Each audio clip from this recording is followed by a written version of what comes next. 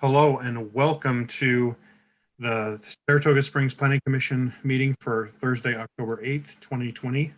Before we start, I have a brief statement I need to read. I, Troy Cunningham, Planning Commission Chair, hereby determine that conducting the Planning Commission meeting at an anchor location presents a substantial risk to the health and safety of those who may be present at the anchor location. The World Health Organization, the President of the United States, the Governor of Utah, and the County Health Department have all recognized a global pandemic exists related to the new strain of coronavirus SARS-CoV-2 COVID-19. To this state of emergency caused by the global pandemic, I find that conducting a meeting at an anchor location under the current state of public health emergency consists of substantial risk to the health and safety of those who may be present at the location. This written declaration expires 30 days from the date signed Troy Cunningham, Saratoga Springs Planning Commission Chair, dated September 17th, 2020. I've asked Commissioner Barton to lead us in the Pledge of Allegiance, so I'll turn that over to her. Okay. If everybody would please recite the pledge with me. Hold on one sec while I pull up the flag. My apologies.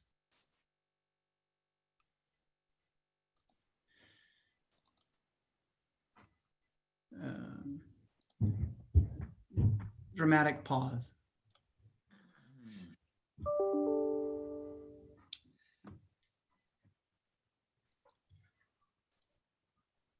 Really dramatic pause. There you go. Okay, once again, if everybody will recite the pledge with me, please. I pledge allegiance to the flag of the United States of America and to the republic for which it stands, one nation, under God, indivisible, with liberty and justice for all. Thank you, Commissioner Barton. Roll call. I believe we're all here except for Commissioner Reed Ryan, who was out of town with his family. So and we have a quorum. So we'll proceed to the next item, which is a public hearing update to the Transportation Master Plan. It's city initiated, and Thomas McMurty is going to present that to us. So I'll go ahead and turn the time over to him. Great. I think I am unmuted. I don't know if I can turn my video back on. Share my. Am I sharing my screen? Can you guys see? I've got a PowerPoint up. Yes, I can see it. Great. Awesome. Well, I'm going to go ahead and go full screen, although I'll probably jump out of it in a second because I do want to mention the website. So we were hired by Gordon and the city to take a look at the Transportation Master Plan, specifically to update some things. The plan wasn't that old, but there were several things within the Transportation Plan that we needed to take a look at. Some new developments, some additional roads, the functional classification map, as well as a lot of kind of small tweaks to the project list. And so that's a lot of what we worked on this year. I did want to mention here that we do have a website. It's saratogaspringsmtp.com. And if you go there, we have the master plan on the homepage. So I don't know if I'm still sharing this. I bet I'm still sharing the PowerPoint, aren't I? You guys still see the PowerPoint? Do you see the website? I'm gonna try to exit out there. On the website, again, right there on the homepage, you can click right here to download the draft plan. It's got the full PDF of the draft plan. So I assume that you guys have seen it or got copies. We've gone through a couple iterations, but all of the content from everything that I'll show you tonight and a lot more is in this document right here on the draft plan. So it's got a lot of, like I said, more information than I'll go through tonight, but I would encourage you to, if you haven't gone there and kind of taken a look at it and downloaded it, I would encourage you to do that. We tried to make it kind of graphic friendly and easy to read and follow and still have all the necessary and pertinent information that the plan needs. So again, you can go there and visit and take a look at the whole plan. A lot of what we spent our time looking at was existing conditions, planning for the future growth, and then going through the future project list. And a lot of the things in the existing conditions had changed in recently. And so what I'm showing you here is the existing functional classification map. This was one of the main things that we updated. We worked closely with Gordon on making sure that this was as up to date as possible, including things like is it Old Farm Road that kind of leads out to the temple, and Telus Ridge Road, which isn't a drive, which isn't quite completed yet, but is part of the functional classification of the city. The other thing is we spent a lot of time kind of taking a look at and thinking about new cross sections, which are in the plan, as well as defining, the major and minor arterials at 3 and 5 lanes, and really kind of modeling the future of the roads to understand exactly what those are, what they need to be. And I'll show you that here in a couple slides when I get to the modeling. So anyway, this is the existing functional class, and in terms of the existing conditions, one of the things that we took a close look at. Beyond just the roadway network is kind of how it operates. And so the map you're seeing here is the level of service map. We've done some new modeling, some new travel demand modeling to look at how the roads are operating and make sure that we're capturing the existing conditions appropriately, and then all the growth and leading into the future. So this just is it gives you the traffic volumes as well as the level of congestion, if you will, on an A through F scale in Saratoga Springs. And you'll notice that there's only a couple of roads that are operating in an E. An E, however, is pretty bad, especially in the afternoon, in the PM peak. And even a D has a decent amount of congestion. You can see the description of D is the average vehicles have 30 to 55 seconds of delay per vehicle at intersections. And so you can see several areas that are yellow. And I know from talking to a lot of the residents in Saratoga that congestion is kind of their number one concern. As you'll see here in a second, our big concern in terms of looking at the plan is how bad is it going to be in the future? What can we do to kind of mitigate and plan for future congestion? But anyway, this is just the existing state of traffic volumes and congestion in Saratoga Springs today. We took a close look at safety, including doing an analysis of all the crashes. The map on the right is all the crashes in Saratoga for a 5-year time span from January 1st, 2014 through January 1st, 2019. And so you can kind of see it's a number of crashes by severity. And then we also mapped them by type. And there's more information in the document than I'm just showing on this one slide. But a couple of key takeaways. You guys had 1,500 crashes during that time. That sounds like a lot, but I can tell you for a city of your size, it's actually a low number. If you look at cities of comparable population, Cedar City is really similar to your population at about 33,000. And they had, for that same time period, over 1,800 crashes. In Salt Lake County, Kearns is about your population, is about 35,000. And they had more than double this. They had over 3,300 crashes during the same time frame. So for similar sized cities, you guys ultimately don't, you're doing okay in terms of the total number of crashes. What is interesting is you guys have way more front to rear crashes than the state average, and way fewer single vehicle crashes than the state average, which that sounds kind of maybe bad, but it actually oftentimes ends up being good. Single vehicle crashes can sometimes be the most violent because they're almost always run off the road crashes or people smash into poles and the like. And so they tend to be more violent, where a rear end crashes are typically just fender benders and people kind of bumping into each other at intersections. You had 7 fatalities. We took a look at each one of them and to see if there were things that we could do to address them. There's 1 or 2 that are angle crashes, angle fatalities at intersections. You have a couple that were speed related, that were single vehicles. I talked about single vehicles. The one on Pony Express was somebody hit a pole going 75 miles an hour and killed himself. There was a similar one on Redwood Road that somebody was doing 80 and ran off the road and ended up being killed. So all of those crashes we took a particular attention to. You see there's a couple of serious injury crashes as well. And again, we looked to see if there were engineering improvements that could address some of those. In most cases, there aren't. There are a handful that were motorcycle related, and those just tend to be more serious just because they don't have the protection of a vehicle.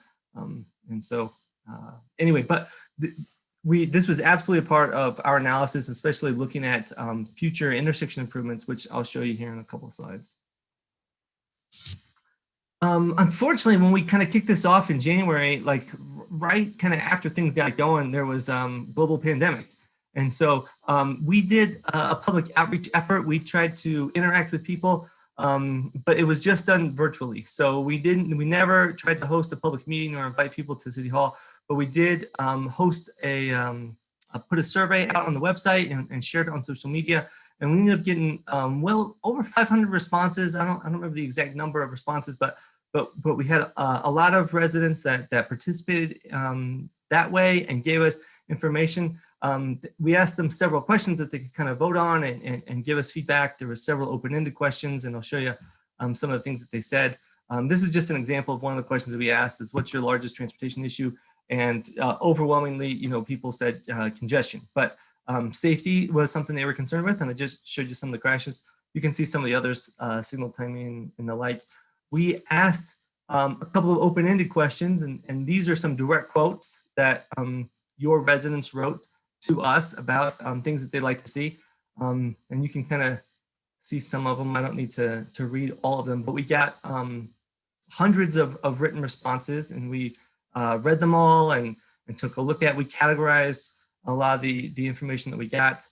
So like you can see, this third one said it would be nice if there were a right green arrow merging lane on Redwood Road from Parkway Boulevard.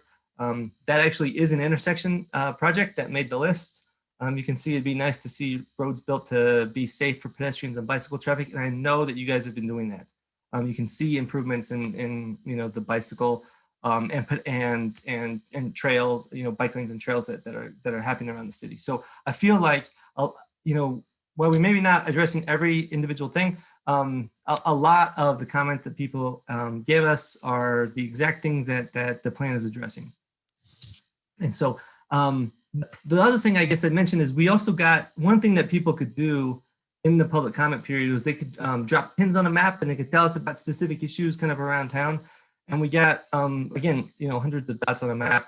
We mapped all the information. We looked at all the things that they said. And if you're curious about that, that map is in the master plan. In the document, there is a map of kind of what people, by category of things they were saying by location, if you're curious. Of course, the bulk of the master plan, the real, crux of it is to plan for future growth in Saratoga. And so this is, you can see the population growth graph on the left and a photograph of new housing going in on the right. Saratoga Springs is growing, and while it has historically grown rapidly, right? You can see the blue line since 2000. If you look at that yellow line, its slope is even higher, right? It's going to continue to grow, and not just at the rate that you guys have experienced, actually at a faster rate going into the future. And by 2050, we're planning for somewhere around 130 to 140,000 people in Saratoga. And what's more than just that is that Eagle Mountain is also planning for like 140,000 people. And so, and not just Eagle Mountain, but Lehigh is growing. And so all the growth in this area is contributing to the traffic that we're planning for. A lot of, besides just the general population growth, a lot of it is to understanding, where it's growing and how much. And so we worked, closely with Gordon and the travel demand model with MAG and what they were doing to understand, where we're allocating growth. And so, of course, we went through the future land use plan and make sure that things are being allocated correctly. We worked again closely with MAG and understanding the TAS breakdown. The way we place population employment is in these small traffic analysis zones. And so we believe that we got the best representation of what the future in Saratoga is going to be. And then we use all that information to model some different future scenarios. And so the map you see on the right is a no-build level of service map for 2030. So it's the same red, yellow, green map, but it's assuming no projects are built. I showed you the existing one a few slides ago, and this is, just in 10 years, if we do nothing, except, we add, the homes and the growth we're experiencing, then this is what the road looks, or the map looks like. You can see a lot of red and some orange on the corridors. And then this is 2040 and then ultimately 2050. And so, you know, your current road system just can't handle the growth that we're planning for. And so that's why we need to look at, you know, adding projects and building new roads. And all of our regional models, again, don't just include the Saratoga growth, but Eagle Mountain and the other communities' growth as well. So if this is going to be a problem, right? If we have all this growth, then what's the plan? Like, what are we planning for? And so we work closely with Mag and Gordon and others to kind of refine the projects that we should be taking a look at. Mag has a brand new Transplan 2050. So we have a new regional transportation plan. That's really great. It includes lots of big, important regional corridors. And Saratoga Springs has a lot in there. It's not just Foothill Boulevard. There are improvements to you know, several different corridors that you can kind of see on this, from Pony Express extension, improving Pioneer. There's, you know, others, 2300 west in Lehigh that comes down and serves. There's things in Eagle Mountain as well. You know, you can see the Hidden Valley corridor. And so all of those plans, all of those things the region is planning for are ones that we are assuming as well. I did want to mention that big blue kind of swath through Saratoga and Lehigh where it says location to be determined. So what that is MAG recognizes that there is a need for an east-west freeway between, you know, Redwood or Foothill and I-15, right? Some sort of corridor. And I'll tell you, it's not an arterial. 4 lanes is not enough, right? It's not just Pioneer.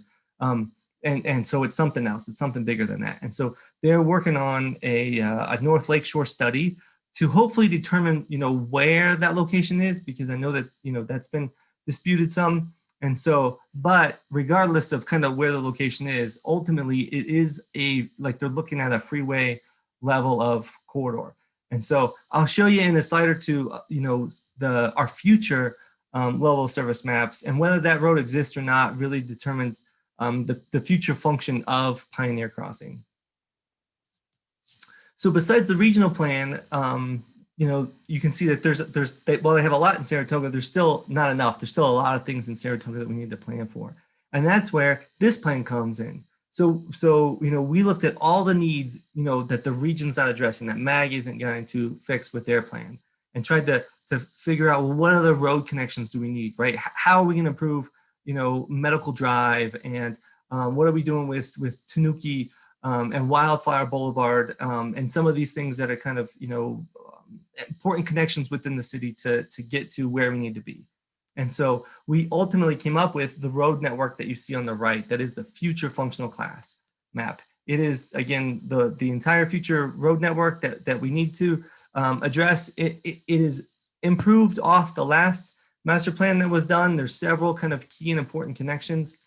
The other thing that we did as part of this plan is we mapped with Saratoga future functional class Lehigh's and Eagle Mountains. And so even though the map kind of fades to white, you actually can see, you know, their plans in there too. So, so that, you know, important regional connections. And we worked with Steve Mumford at Eagle Mountain and like Ross Dinsdale, I believe, or maybe Kim Struthers at Lehigh, so that they can see, you know, which roads Saratoga is planning for, which connections do they need to be making and planning for. And there's still some dispute north of SR 73 between Eagle Mountain, like what they're planning for and what Saratoga is planning for, like doesn't line up or make a good connection. And we've had at least 1 or 2 conversations with Chris, is it Tooley or Trusty at Eagle Mountain, as well as Steve Mumford to kind of talk about it, but didn't come to a final resolution. But the other connections are important, and they are kind of aligned for the most part. So the big takeaway, like the final, like what one thing kind of captures the master plan, is probably this map that you see in front of you. So this is all of the needed projects. We have 52 roadway projects throughout Saratoga. This includes all the regional ones. So you see Foothill, this big kind of blue dashed freeway throughout, as well as all the needed local connections that are important for Saratoga. So again, a lot of this was kind of refined. in terms of working with developers and understanding, like how some things might have been changing over the last year and some different things. And so we've kind of put together this comprehensive list. We've gone through 3 or 4 iterations with this over the summer to get to the final list that you see in front of you. And again, with the accompanying map, we numbered and labeled everything. So, the map and the list should correspond really well. Besides the roadway projects, we also include intersection projects. And so we've got 35 of those, which you can see. And so most of these are signals, and there's a handful of roundabouts as well. And, again, a lot of these future signals are going to be needed as the roads get built and development starts to occur, including the one that was mentioned earlier, which was like Parkway Boulevard or Old Farm Road. It's signal number 33 that was commented on. So there's a plan to add a signal there on Redwood Road in the future. And so these 2 lists, the roadway projects and these intersection projects, this is kind of the big takeaway of, okay, well, what is our plan? How do we get there? And if we build all these things, if this can come to fruition, then ultimately this is what your city will look like in the future. So you can get to a level of service in Saratoga Springs that serves the community well, that's green and yellow, that maintains the quality of life that you're looking for and the level of service in the community. And you've got a plan to go forward. You just, it's this plan of these projects, and if you build them, you'll get there.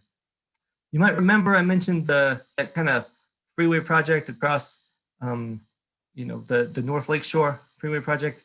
The map on the left doesn't include it, so it doesn't show that freeway being there. And you can see that Pioneer Crossing is burdened. It gets to a level of service E and F in Saratoga. It's just carrying, over 60,000 cars a day and up to 80,000 right by Foothill.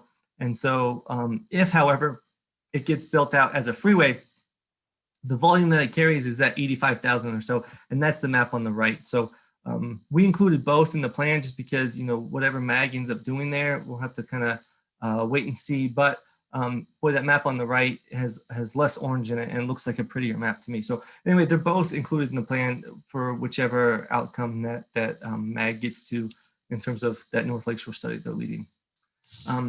That's kind of it. Again, I went through kind of pretty quickly, kind of just the highlights of the plan. Again, the PDF is on the website. If you guys haven't seen it, I've fielded a bunch of comments throughout the summer from Gordon. I assume some of them have kind of come from other members of the city. I know David has provided several comments, and so if you guys haven't had a chance to comment, you certainly can. There's time to make adjustments if needed. So. Okay, thank you, Mr. McMurtry. Do we have anybody from the engineering department of the city that wanted to make any comments for? I just wanted to let you know. Yeah, I just wanted to let you know that Gordon is out elk hunting, so I'm sitting in for him. I apologize for getting in late to the meeting due to some Zoom link issues. Okay. But if you have any questions, you can let us know regarding that master plan. All right, so seeing how this is a public hearing, we're going to turn over to anyone who may have some public comment. David Stroud or David, did either of you receive any emails to add to this, or even Jeff in the engineering department? Have you received anything that we need to make note of? Planning has not received anything. Okay. Yeah, neither have I through the city's website or any other means. And then do we have any, doesn't have anything to add. okay. So do we have anybody has joined the meeting that would like to make public comment before we turn this over to the Planning Commission? Okay, so I'll go ahead and turn this over to the Planning Commission, and I'll start with Commissioner Kilgore if he has any comments.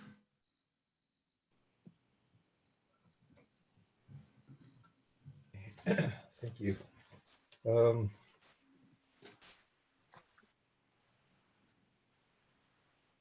Okay, on page it's 8 on my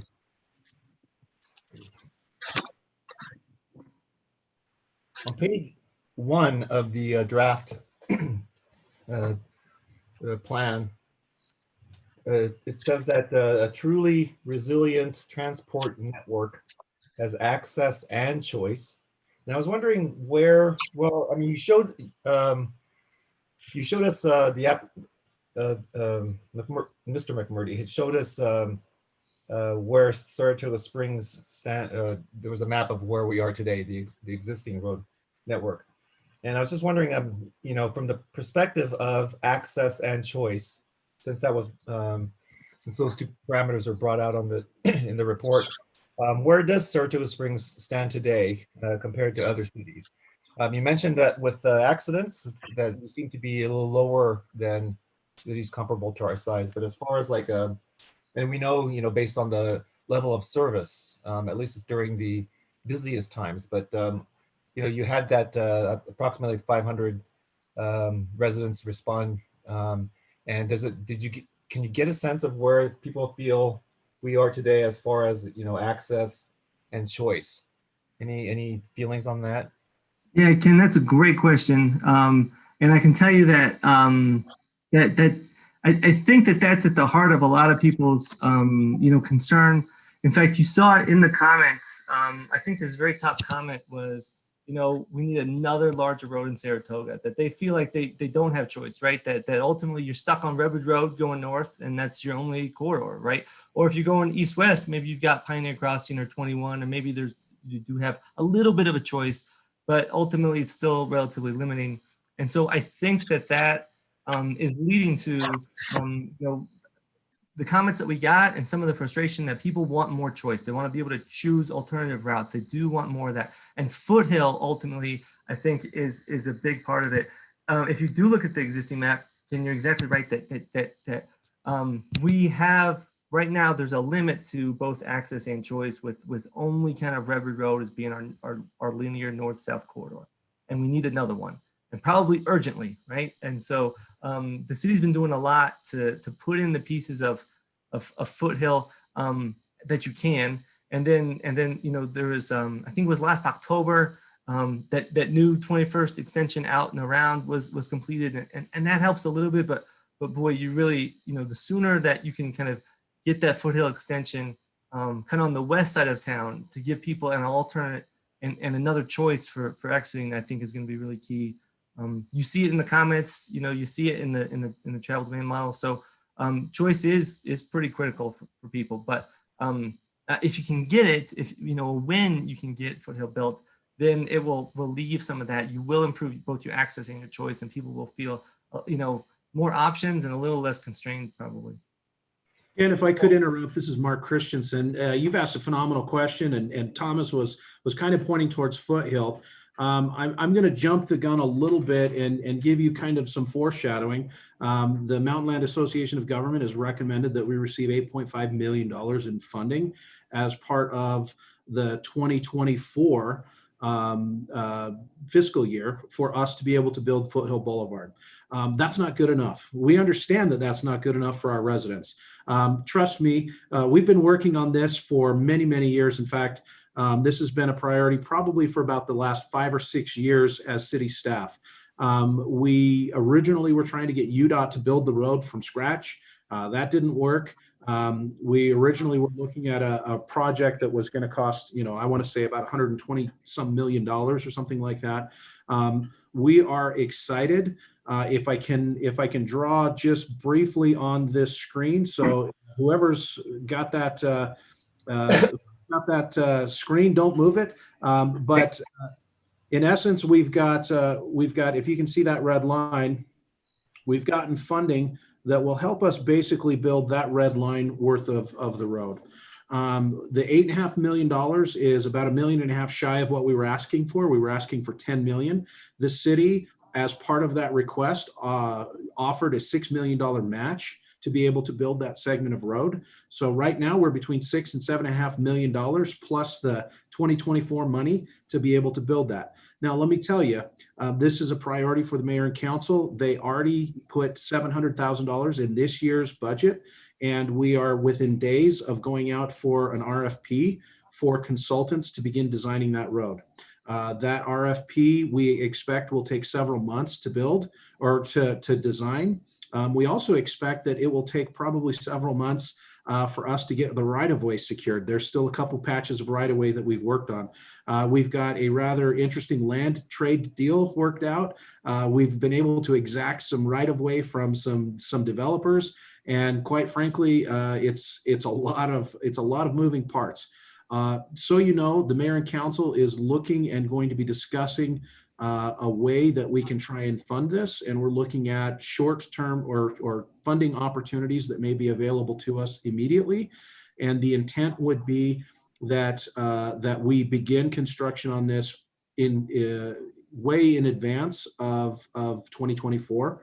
The thought would be somewhere probably near fiscal year 2022 is when we'd like to begin construction on this. And again, you know, we're a few months into this fiscal year, which is 21.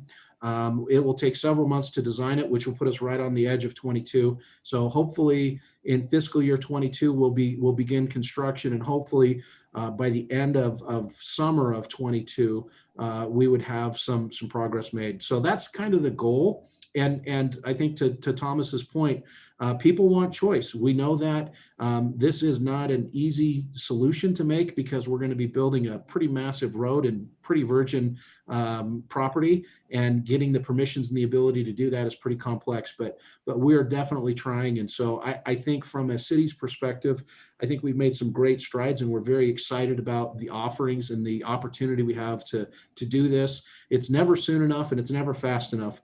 And even with all the upgrades that we've received on our roads, the residents still aren't quite happy because they have some sort of traffic. I grew up in California in the Bay Area, and I think that this is absolutely amazing. And if I ever do have to sit in traffic, I count myself lucky because I've got some much better views than I've had in other traffic spots I've sat in. So thank you for that. And I'm happy to tackle any other questions I might be able to while I'm here. Well, also, is that that's the frontage road that will be along Mount View Quarter? Is that like a collector road? Is it 3 lanes? Or? It'll be 3 lanes. So you'll have 2 travel lanes and then a center turn lane so that people can get on and off there. And again, so this is really a complex thing, and we're really excited about it. We're actually designing that frontage road, and our intent is to build that frontage road to UDOT standards so that when UDOT comes along to build the remaining 370 feet of right-of-way, they will be able to take that road. It will be built to UDOT standards, and we'll just be able to hand that over to them, and it will be a jurisdictional transfer to their part. So they've been tremendous partners. We appreciate all their support. They've been tremendous partners with us on Pony Express, which will begin construction this spring. So that's design is almost finished, and we'll be going out to for construction on that here, and hopefully early next spring we'll begin building east of Redwood Road and connecting over to Old Saratoga Road at the bridge. So a lot of opportunities are coming here in the near future as well. Thank you. Thanks for that great explanation. The other point about choice is it's not just a choice of for access, but also choice of modes of transportation. But I saw that in the transportation, well, we know about this, but where we had more bus lines and more options as far as busing goes, it looks like there just wasn't the ridership to continue it. So I sometimes wonder, you know, I guess choice is basically about how to get to someplace rather than what kind of transportation they use. Well, Ken, I'd like to jump on that because you bring up a very good point. And again, I apologize for cutting you off a little bit there. We actually used to have an express bus from Eagle Mountain and Saratoga Springs to downtown Salt Lake. Right. And we have about 68 people on the bus per trip. When Front Runner opened up, they changed our service, and our service went from an express service downtown Salt Lake to basically 2 buses in the morning and 2 buses in the evening that take and deliver you over to the Front Runner station. And so our choices have been limited by external influences. I'm not going to throw UT under the bus. I think they try and do a good job, but it was a strategic error, I think, because we had ridership drop off the charts completely. Because frankly, people didn't want to stand and wait and ride on a bus only to get to Front Runner and have a 20-minute wait before their next Front Runner option would be there. And then Front Runner, once you get to Murray, you have to switch lines. And so it took what used to be about a 55-minute commute from Saratoga into downtown Salt Lake and made it something akin to about an hour and a half. My son tried doing that line earlier this last fall anyway, and it was an hour and a half each direction in order to get to Salt Lake. And on a good day, if you're not in rush hour traffic, you can make that in a good 50 minutes. And so it's not a great option. And so to your point, we have been pushing very hard on UTA to get more service out here, to get better service out here. Just yesterday, I was in a regional planning meeting looking at other modes and how can we get more transit out here. In our long range plans, we have BRT or bus lines or light rail lines that could be installed along some of our transit corridor routes. And so we think we've got options for the future. But again, we have to convince other governmental entities to invest resources so that our residents have those choices. And so we appreciate their service. We appreciate what they're trying to do. But I think they're struggling to keep up with the massive growth in North Utah County. And unfortunately, all of their resources are getting put onto the BRT lines and other things on the eastern edge of the county, eastern side of the county. And they've frankly neglected the west. And we keep reminding them of that very vocally. Thank you for that as well. I was wondering, so sorry, my laptop closed here.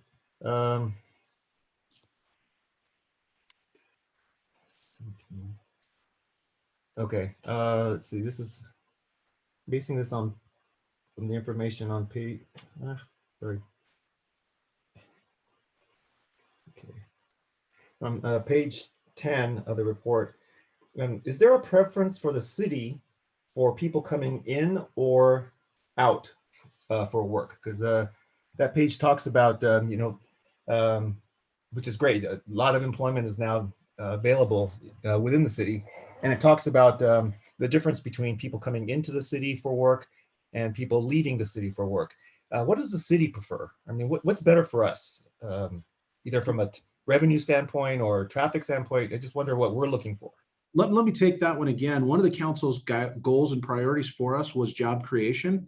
And so clearly we are trying to do that. David Johnson and the economic development efforts that we've got are clearly focused on job creation. People think it's all about retail. And I know there's a lot of people that want restaurants and other things. Those will come. But right now we're focused on job creation. One of the things that I think is a very interesting thing, I think pre-COVID, the job commuting or the work from home scenario anticipated only probably about 6.8%, if I remember from my meeting yesterday, of the people could work ironically remotely. And so we think that that's going to change. I think COVID has changed the world, Ken, and I think that we're going to see a lot more people focused on that. But absolutely, it's a top priority for the community to bring jobs here, to have great paying jobs, to have great centers, employment centers here. And so that's clearly our preference. But again, sometimes you can't force those things. The consultants, do they have anything they'd like to add? I will tell you that. So Murray, we did the transportation plan for Murray City. Murray has more jobs within their city boundaries than homes, and so they have an inflow. They're home to the Fashion Place Mall and the Intermountain Medical Center, and anyway, all these different jobs. And so what they have is they experience a level of congestion during the day that you guys don't experience. That's kind of the lunch hour can be pretty bad. They can have over 200,000 visitors in their city in a day where they only have a population of 55,000 people. And so it's not a bad problem to have necessarily, especially if the economy is good and things are going, but it's it does change the transportation perspective and the dynamic within the community, especially for people who are trying to make small trips, like to school to pick up kids or to the grocery store, and during the day, and there's just more traffic on the road. It's interesting. Yeah, because I never thought of it really that way. I mean, I always thought about tax revenue, that sort of thing, but never thought of it as far as the congestion that's created, whether your population tends to go out for jobs or there's a population coming in for jobs. But that's a very interesting perspective. I just want to also, there's a typo, and this one, I don't know, it's not so important, but just because the words used are pertain to transportation. I thought we should make sure that it's correct. Oh, okay. On page 16 in the legend, the box legend.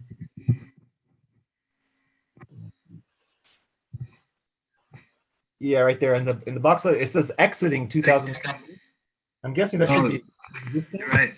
Good catch. We're missing an S. Right. That's it. That was the existing. Again, it's just because we're talking about entrance and exits, so that's why I figured maybe that's something we want to clarify. And then also on page, sorry, this is near the end of the report, 73. So that's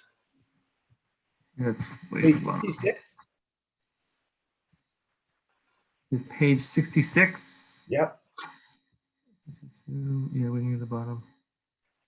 Okay. The last. Wait a minute. It's the first paragraph, last sentence. First paragraph sentence. It says Payson instead of Saratoga Springs. Oh, that's a good catch. Look at that. How about that? Okay. And the same thing on the next page, last paragraph, last sentence. Oh, you got it. Those are real good catches. So it might not surprise you to know that we did Payson's Transportation Master Plan a year ago. And they asked us to take a look at funding and write them a funding section. And so we stole from that for this plan. So that's a good catch, Ken.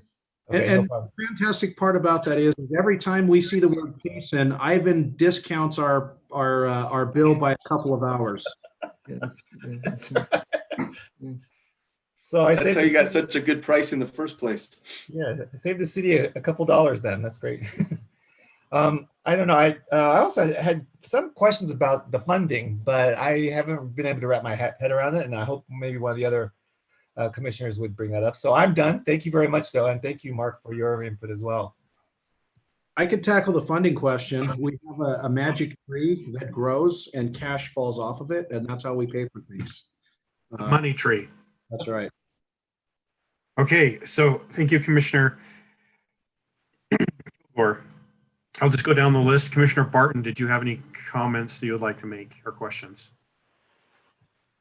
Not really any questions, just a job very well done, easy to read, like anybody, I mean, us commoners can go on there, right, and know what we're looking at, know what we're reading, although we didn't create it, and I really appreciated that. So thank you to you guys who created it. It really is very readable. You can understand what's going on. Your charts are awesome. It's a very, very well done document. So just a big thank you for to you guys for the way you created it and what you put in there. So that's all I have. Okay, thanks, Commissioner Barton. Sorry, I missed Commissioner Anderson. I was going to go alphabetically, then I messed up. So Commissioner Anderson, do you have any comments you'd like to make? Sure, I have a couple comments. First of all, you said the data was taken starting in January, started collecting data. Obviously a pandemic hit, which I think throws an asterisk on everything, truly. And then, you know, we've got these magnets either here or coming in a temple, which will have tens of thousands of patrons. You've got Costco, which only showed up a month and a half ago. So I'm interested how accurate this will be, you know, or outdated this will be in just 6 months. As COVID, we turn a corner there, and as other things, anyway, it's not your problem, it's our problem, but it just makes me question. I guess when I listen to you, Mark, talk, I'm filled with confidence. I'm filled with assurity. I'm filled like I know that the city council is all over this. The mayor's got a relationship to MAG that's very advantageous. I don't feel like this master plan represents the confidence you speak and express. Does that make sense? Like, for example, I'm looking at phase 1 and you say, here are all the things we're going to do in phase 1. I assume phase 1 is like 2020 to 2030, and phase 2 is 2030 to 2040, and phase 3 is 40 to 50. And so you say, okay, wow, we're going to get 8 things done, and these are big things. We're going to get them all done in phase 1. But when I look at those things, I think, okay, Corey Ride Freeway, nice. That's great if you live in Eagle Mountain, and that's an east-west thing for me. Pioneer Crossing, east-west. Lehigh Main Street, west. Pony Express Parkway, east-west. Then you say Foothill Boulevard to Corey, and I'm like, okay, yes, north-south, and you spoke to it beautifully, Mark. It's not coming across here. Like, my concern as a citizen who drives these roads every day is exactly what you totally addressed it. It's north south, and the fact that you're going after it. And so part of me says, is it helpful to like ordinarily rank these, or as a citizen looking at this, I think great. You're working on 400 East to Lehigh 3600 West. Great. Triumph Boulevard. Why do I give a care? Like that's Lehigh. Lehigh's got it. Like I don't know. Those are my thoughts, and maybe you can speak to that. But I questioned the data first, given the pandemic and some of these magnets that are now. And the other thing is, like, you talk about, oh, how many citizens are in the city and like Eagle Mountain has to come through Saratoga Springs. And you say, well, yeah, people have to go through Orem and Provo. Yeah, but they have a freeway. Like, so whatever we have plus just anyway, maybe you can speak to that, Thomas, Mark. I'm kind of spitballing here, and I'll be quiet now. So I'll kind of just lay something out, and if I could, I want to plant a seed in your mind. The magnitude of the Foothill Boulevard is equivalent to trying to preserve the I-15 corridor from Lehigh down to Orem on the east side of the lake. So keep in mind that stretch of highway from roughly Traverse Mountain down to Orem. That is in essence what we are trying to do with Foothill Boulevard. Now, granted, they are light years ahead of us on the development side and the population side. But what we're trying to do from a vision side is to make that kind of an investment for our future and to try and preserve that kind of right of way and build the first legs of that road. Ultimately, as we continue to develop and as we continue to address that, it will be a monumental investment. The people today can't really, I think, see the vision of what we are trying to accomplish in preserving that Foothill Mountain View corridor right of way. We're talking 450 feet. We're talking, an enormous undertaking, and really it's a pretty monumental task. And so thank you, Bryce, for your faith in us, and we're doing the best that we can to plan. And obviously, I think our consultants have done a great job, and I'll let Thomas talk really more to a lot of those projects. But again, we have an interesting dilemma because you mentioned Pioneer Crossing. Pioneer Crossing is yellow, and people think that is just absolutely horrible. Well, if you've ever been on the East Coast or the West Coast, you've sat in far worse traffic than Pioneer Crossing can ever imagine, even on its worst day. And so, it's not there. We've been very spoiled as a state and as a city with tremendous traffic flows, and as bad as it gets out here,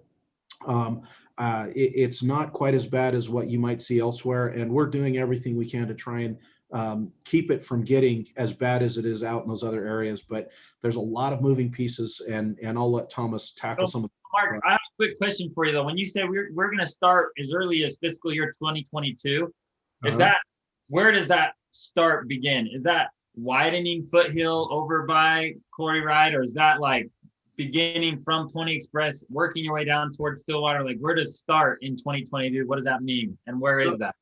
So it's building a road basically down to Ring Road. Okay. It would basically build the first 3 lanes down to the southern part of the city.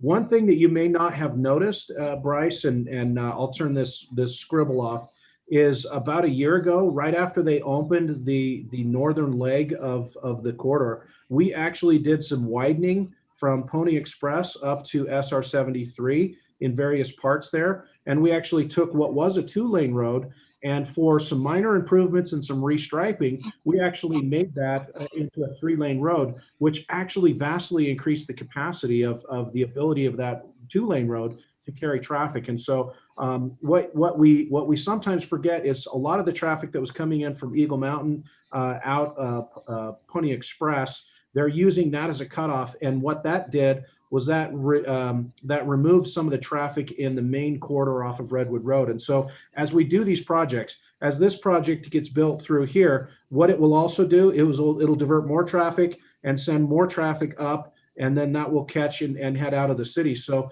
again, ultimately, all of these projects are going to build on each other and continue to build that grid network. The grid network is what we're shooting for, but we can only build the grid as we have resources available to do that. And as Thomas is about to say, the more connectivity and the more grid we build, the more cars we're going to be able to move. Bryce, if you don't mind me adding, Commissioner Anderson. So two things you mentioned. One, you said, collecting the data during the pandemic. To be clear, we didn't collect any traffic data in 2020, right? Our existing level of service, the data we have from the intersections, it's all from 2019, and it says so on the map. It says 2019 existing. But what we did collect in 2020 was information from the public, right? And so all we couldn't do during the pandemic was like get 100 people together in a room. So we just asked people to kind of interact with us online and that type of stuff. None of the traffic data came. It's a living, breathing document, right? And we grow, and this thing has to morph and change and shape. Right. And so, yeah, so what you said about Costco coming in could change traffic patterns, it's absolutely true, right? And so we can take a look at that kind of going into the future if amendments need to be made. The other thing you said was the document didn't have Mark's enthusiasm. And I actually think that it does. And part of that is because if you look at this comprehensive list looks long and it could be daunting. You're like, man, we got 52 roadway projects, we got 35. To me, that's exciting. This is an opportunity to say, look at all the stuff that we get to do to shape our city. We're building these 52 different road projects over the next several years. 30 years, this is an opportunity for us. I think about this as being exciting and not just like challenging. And so you guys are lucky to have Mark, who's out there trying to get money and get things built and bring that level of enthusiasm. A lot of communities don't have that, and their list might only be like 10 projects, and they might have to, wait for UDOT to gift them money. Whereas you guys are really on the forefront, doing big, important things. I totally agree. And especially the fact we have Mark, I love the direction and the hands we're in. I don't have any complaints. From my initial reaction in reading this, the biggest pain point is north-south for this community, in my opinion. And Mark knows that better than I do. He's lived here a lot longer and sat in a lot more Redwood Road traffic jams than I have. And you get it, like one accident, and you show the accident chart. I mean, Redwood's loaded with accidents. Every single one of those accidents means hours of sitting on Redwood Road, right? Like it shuts us down. So I guess what I'm saying is there's energy and there's a lot of enthusiasm behind this north-south. We're going to get it fiscal 22. Awesome. I don't see that in this. I look at phase one. I'm like, okay, what's north-south in phase one? One thing. So by the way, the other thing is that you're kind of missing is that we've been working on with Gordon in the city is a more detailed, refined. Well, the project list isn't changing, but we're phasing it and we're doing costs, and that's being done in the IFFP. So it's an impact fees facility plan. So it takes this project list, it breaks it down to exactly what's phase one, like what are we doing in 10 years, and how does that impact the transportation, the costs of every single one of these projects, and then ultimately, do we need to adjust the city's impact fees? And we're currently working on that. And so that is the one thing that's kind of missing in terms of like really kind of driving home, like exactly, okay, of these 53 projects, like which ones are we going to build just in the short time, right? In the next 5-10 years. My last question then is this document, like what, obviously we are working with UDOT, we're working with MAG and Mark and the mayor and whoever, everyone's got a real good pulse on what that is and the landscape and how to navigate that. So this document doesn't go to MAG, right? This document is more of a PR play to keep the citizens informed, or is this something that UDOT and MAG are gonna hold up and work off of? So Bryce, I'm going to tackle that. Thomas, I know, is chomping at the bit, but I want to tackle that. This is actually the backbone for our planning efforts. And so this becomes basically the plan that we build our impact fees off of, that we set, and this doesn't have utility rates, but if this were for a water system, we'd use this to then set our water rates or our utility rates or whatever to try and come up with the funding. And that's where you try and balance the ability to pay for it ourselves versus what we need to get from grants or from other funding sources. So it is critical. I want to point out something as well. We update our impact fees plans and our master plans about every 1.5 to 2 years at the most. And so it's actually quite a testament to the rapid changing nature of what Saratoga Springs is. Literally, this is already out of date because of the information I shared with you earlier about the MAG funding. And it's contemporary, but the second that the ink is dry, we're already moving on to the next project. We're looking for more funding. We're looking for opportunities to partner with developments and create more connectivities. And so it absolutely is critical. from a staff perspective, it's absolutely the backbone of what we're trying to do, because this becomes that game plan moving forward. But as with any game plan, there's going to be an audible called in about a week, and we're going to have to adjust, and we're going to have to keep adjusting. And so I think to your point, it's definitely something that's going to change, and we'll be back here a year from now amending this. We might be back in 6 months because a developer wants to add a road and we see an opportunity to upsize that road, and we'll be right back here having the same conversations. And so it's absolutely a living, breathing document, and unfortunately it just doesn't breathe fast enough. Thanks. That's all I have. Thank you, Commissioner Anderson. Next to Commissioner McConkey, do you have any questions or comments you'd like to make? I do. Thank you. Kudos to those of you that read the entire package word for word. That's awesome. I appreciate the energy and everything.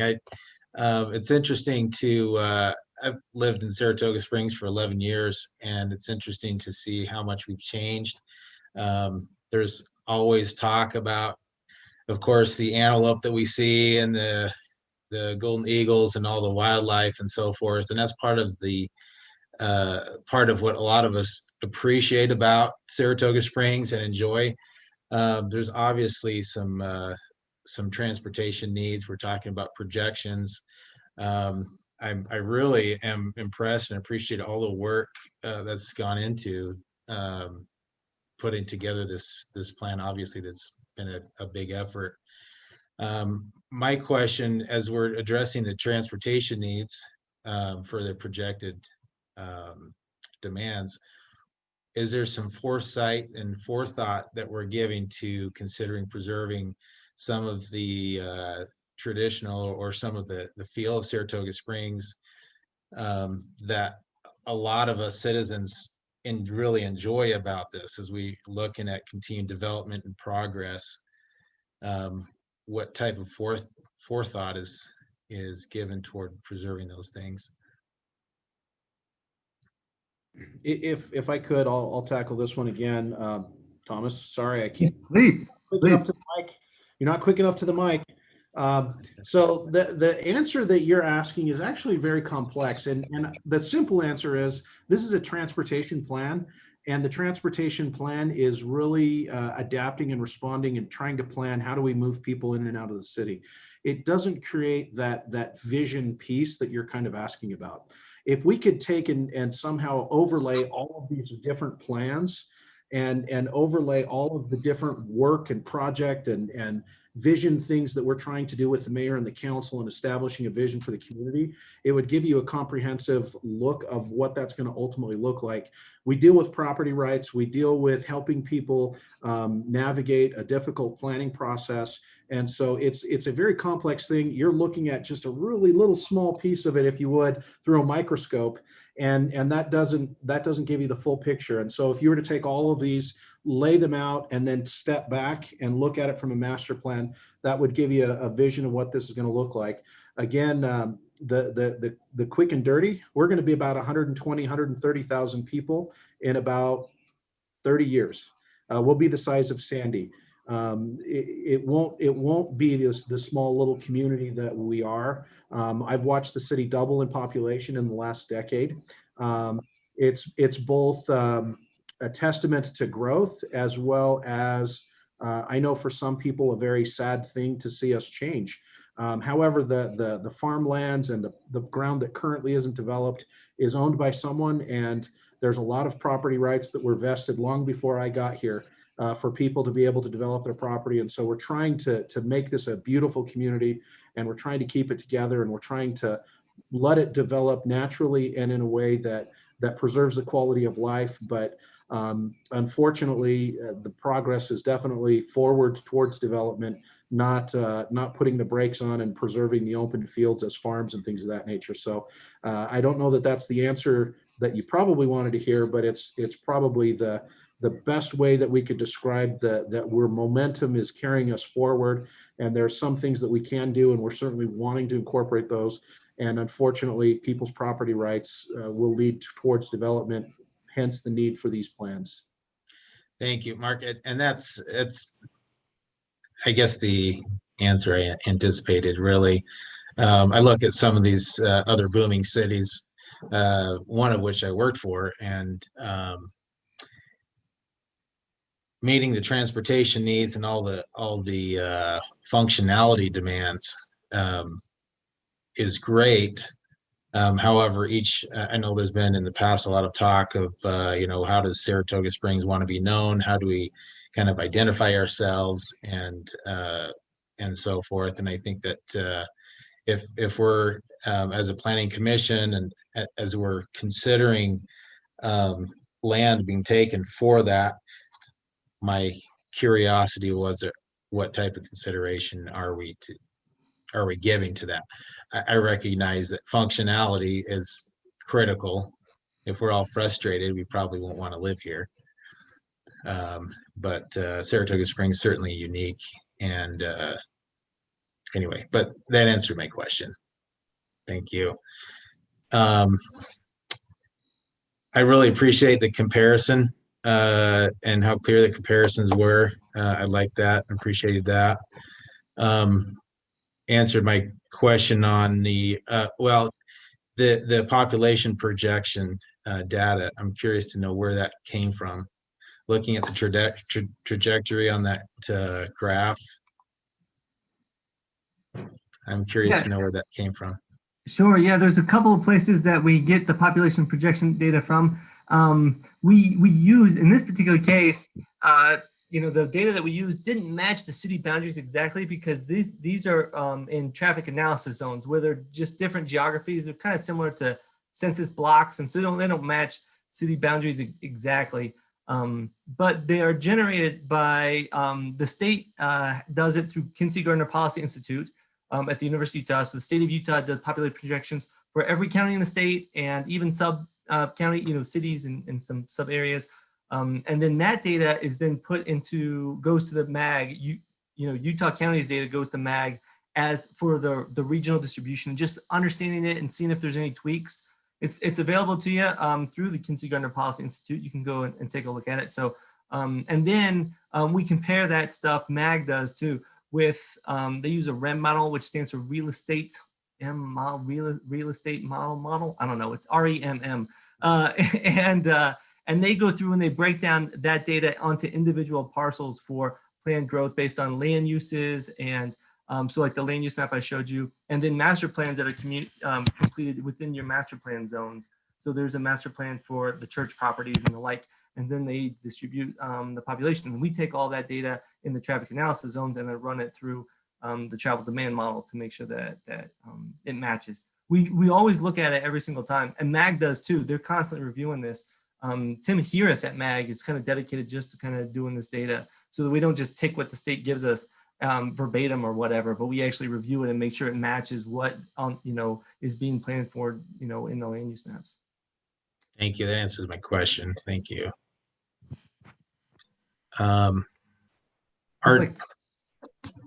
Sorry. Oh, I was gonna say, it looked like Commissioner Barton was trying to say something too. I wondered if she had a land use question, but. I think that's really answers all my questions. So I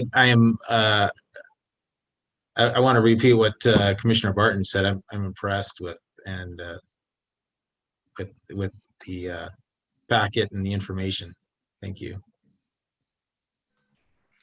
Thanks, Commissioner McConkey. Commissioner Wagstaff, do you have any questions or comments? Just a couple comments. It was mentioned, Mark Christensen mentioned that it's not soon enough, and I couldn't echo that more. This is like probably 10 years past when it should have been here.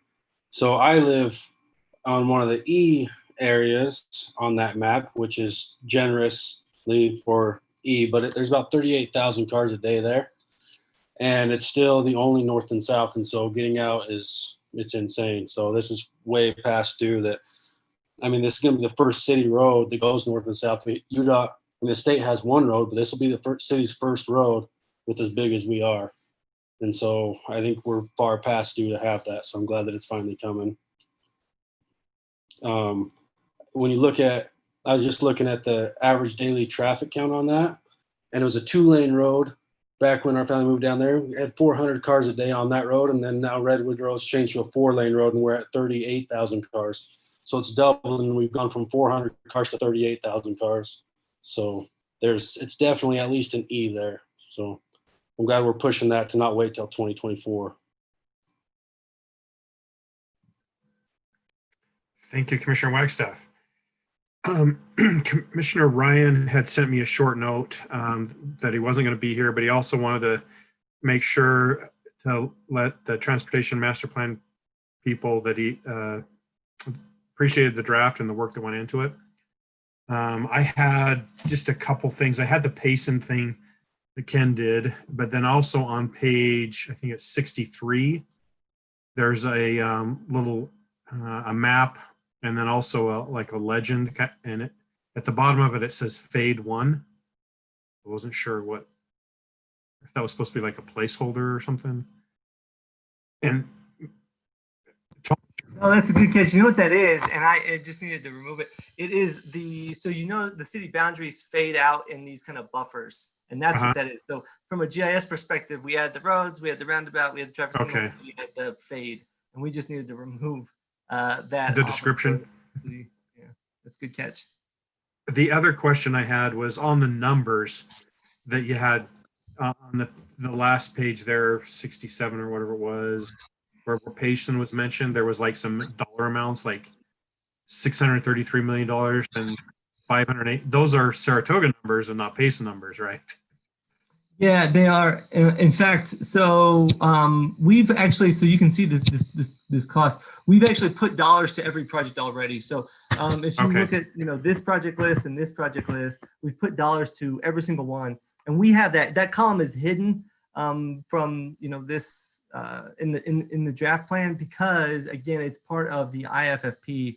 And those $600 million include all of the UDOT money. So Foothill alone is over $100 million. I think like the entirety of it, kind of all the way down.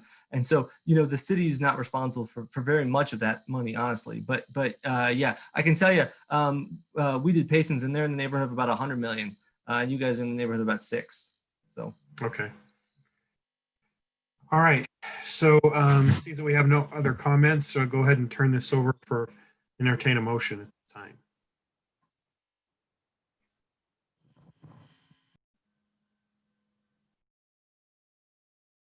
I'll make the motion.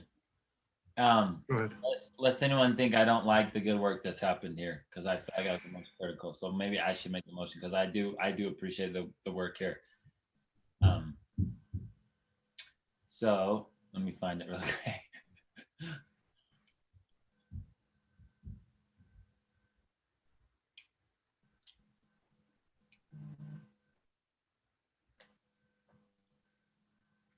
Sorry.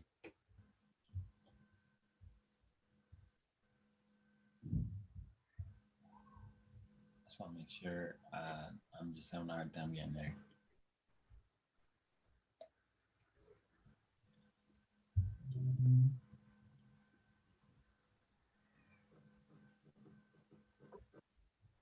Okay, well I might have to freestyle because I can't find it. I move. Let's see. Yeah, I can't find it. I move we forward on a positive recommendation to the City Council of the Saratoga Streams Transportation Master Plan. It's dated today, October 8th, 2020. Did I do that right? That's pretty close, I think. We have a motion. Do we have a second? Can we also include the corrections that are needed that were pointed out? Sure. Yes. With the understanding that those corrections that were identified and notated are made. Okay. Do I have a second? Second it. So Commissioner Barton seconded. Commissioner Anderson made the motion. All right, so we're going to go through roll call, and I'll try to do this alphabetically. So we're going to start with the Commissioner Anderson, yay or nay? Yay. Commissioner Barton, yay or nay? Yay.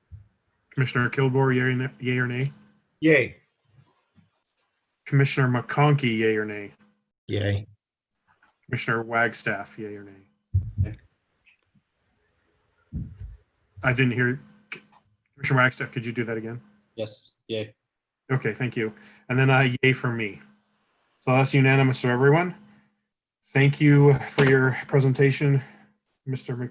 McMurtry, and thanks for the input we received from our city manager, Mark. We're going to move on to the next item, which is approval of minutes. Has everyone had an opportunity to review the minutes? Have any corrections that we need to have made? If not, we'll go ahead and entertain a motion for the approval of the minutes. I move that we approve the planning commission minutes for September 24th, 2020. So we have a motion. Do we have a second? I'll second that. Okay, so a motion from Commissioner Kilgore, second from Commissioner Wagstaff. Any question on the motion? Okay, we'll go through the roll call again. Commissioner Anderson, yay or nay? Yay. Commissioner Barton, yay or nay? Yay. Commissioner McConkey, yay or nay? Yay. Commissioner Kilgore, yay or nay? Yay. Commissioner Wagstaff, yay or nay? Yay. And then I have a yay for me. All right. Next item is a commission comments. Any comments from the commissioners? I just want to, sorry. Yeah, go ahead. I'm impressed with the presentation. So I just, again, wanted to thank Thomas for that, his professional manner in that presentation. Very good, thanks. Director's report. Director Stroud. All right, there we go. I had to get the video. Not a whole lot tonight, just to give you an update on the next 2 months. We will only be having one planning commission in November and one in December. Both of those second meetings will be canceled due to the Thanksgiving holiday and the Christmas holiday. So you can plan your schedules accordingly.